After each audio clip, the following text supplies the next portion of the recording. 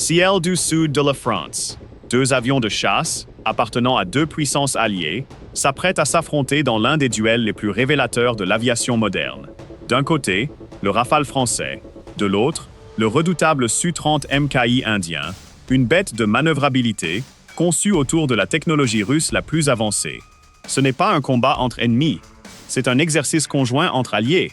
Mais ce qui va se passer dans le ciel, ce jour-là, va révéler quelque chose que très peu de gens attendaient.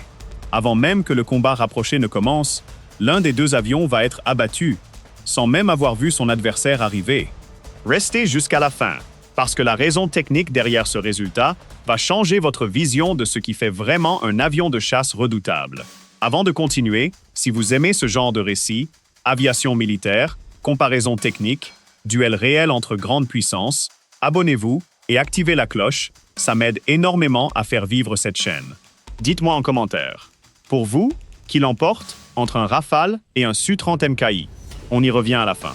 Pour comprendre ce qui s'est joué lors de cet exercice, il faut d'abord comprendre à quel point le Rafale français et le Su-30 MKI indien incarnent deux approches complètement opposées du combat aérien.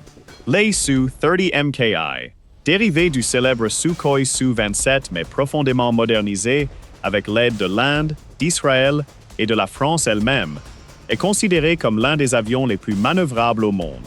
Sa configuration avec planes canard et moteur à poussée vectorielle en 3 dimensions lui permet des manœuvres presque impossibles pour d'autres appareils. Virage extrême, changement de direction en plein vol, angle d'attaque qui défie l'aérodynamique classique. Sur le papier, en combat rapproché pur, très peu d'avions au monde peuvent rivaliser avec son agilité brute. Le Rafale, lui, ne cherche pas à gagner la bataille de la manœuvrabilité pure. Sa force réside ailleurs, dans son système de guerre électronique Spectra, un dispositif qui écoute en permanence l'environnement électromagnétique autour de l'avion, détecte les émissions radar ennemies, identifie les menaces et alerte le pilote bien avant qu'un danger ne devienne critique. Le Rafale ne cherche pas seulement à voir l'ennemi, il cherche à comprendre le champ de bataille électronique dans son ensemble, souvent avant même que l'adversaire n'active complètement son propre radar. C'est dans le cadre de l'exercice Garuda, un entraînement conjoint entre la France et l'Inde, que ces deux philosophies vont directement s'affronter, non pas en tant qu'ennemis, mais en tant qu'alliés, cherchant à tester mutuellement leurs capacités. Les pilotes indiens, aux commandes de leur Su-30 MKI, et les pilotes français, aux commandes de leur Rafale, vont s'engager dans une série de simulations de combat aérien dans des configurations rapprochées et à longue distance. Lors de plusieurs de ces engagements, un schéma particulier commence à se répéter, et il va surprendre de nombreux observateurs militaires. Dans les phases de combat à longue distance, ce qu'on appelle le combat au-delà de la portée visuelle, le Su-30 MKI tente à plusieurs reprises d'activer son radar pour localiser et verrouiller le Rafale français. C'est la procédure classique. Allumer le radar, balayer l'espace aérien, détecter l'ennemi, puis engager. Mais à chaque tentative, quelque chose se produit avant même que le Su-30 ne puisse compléter sa procédure de verrouillage. Le système Spectra du Rafale détecte instantanément l'émission radar du Su-30 dès qu'elle s'active, bien avant que ce dernier n'ait pu localiser précisément son adversaire. Le pilote français reçoit une alerte immédiate, sait exactement d'où vient la menace et peut réagir en conséquence, que ce soit en manœuvrant pour rompre le contact ou en engageant lui-même l'adversaire avant que celui-ci n'ait fini son propre cycle de détection. Dans ce jeu du chat et de la souris électronique, c'est souvent le Rafale qui a une longueur d'avance.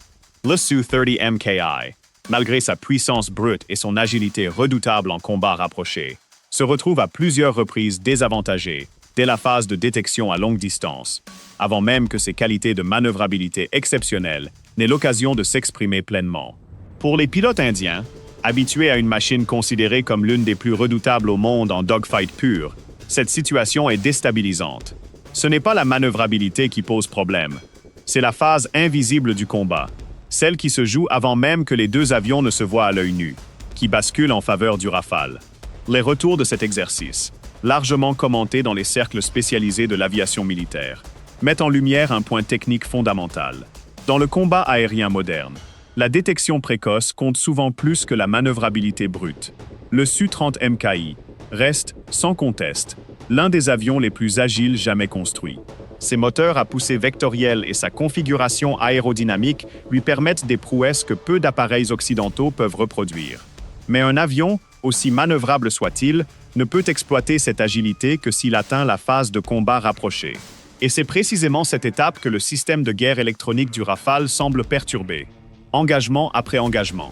Ce constat ne signifie pas que le Su-30 MKI est un mauvais avion. Bien au contraire, il reste une pièce maîtresse de l'arsenal indien, redoutable dans de nombreuses configurations.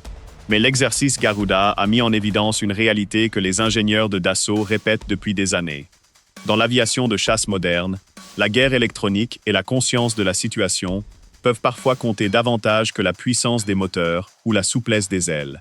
Les officiers indiens présents lors de l'exercice ont d'ailleurs souligné publiquement l'intérêt de ces entraînements conjoints, insistant sur le fait que l'objectif n'était pas de désigner un vainqueur, mais bien de comprendre les forces et les limites de chaque plateforme, dans la perspective d'une meilleure interopérabilité entre les deux forces aériennes alliées.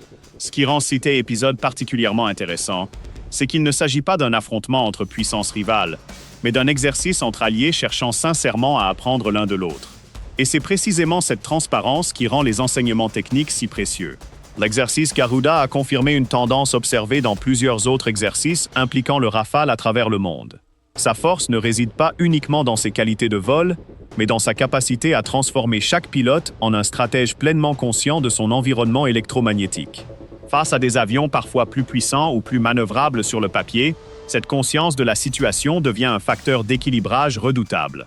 De son côté, l'armée de l'air indienne a tiré des enseignements précieux de ces échanges, renforçant sa réflexion sur l'intégration future de systèmes de guerre électronique plus avancés sur sa flotte de Su-30 MKI, afin de combler cet écart identifié lors des entraînements conjoints. C'est peut-être là la véritable leçon de cette histoire. Dans le ciel moderne, la puissance et l'agilité restent essentielles, mais elles ne suffisent plus, seules, à garantir la supériorité aérienne.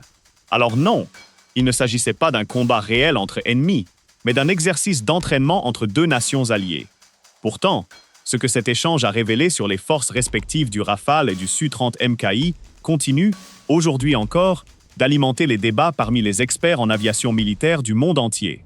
Si cette histoire vous a plu, likez la vidéo, abonnez-vous pour ne rater aucun prochain récit sur l'aviation militaire, et dites-moi en commentaire quel autre duel aérien voulez-vous que je raconte dans un prochain épisode. Merci d'avoir regardé.